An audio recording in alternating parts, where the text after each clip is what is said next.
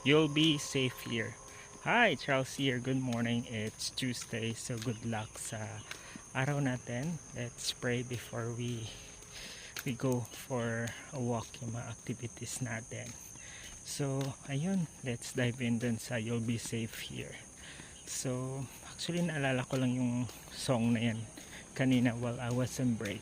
Kasi parang napaka-memorable siya sa akin. I don't know, meron akong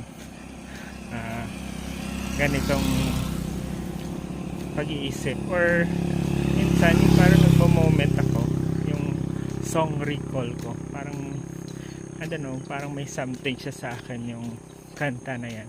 Siguro back then yung background kasi ng yung song na yan is background ng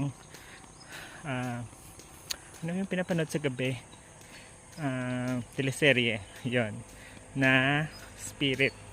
And that time ay nakikinood lang ako noon kasi I think sira yung TV namin.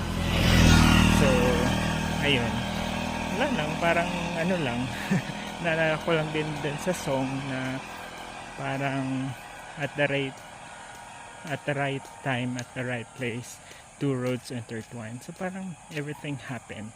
Parang you go through some challenges talaga sa buhay noon, and somehow better naman na siya ngayon.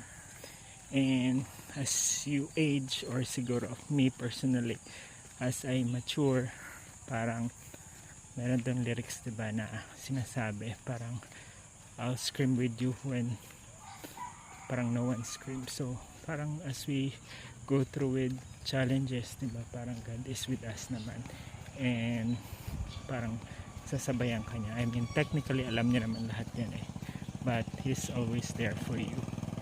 And ayun, siguro you just have to really trust you'll be safe here with Him. So ayun, kahit ano pa yung mga pagsubok, everything will get better. You just have to pray, trust, and believe in Him na eventually it gets better, right?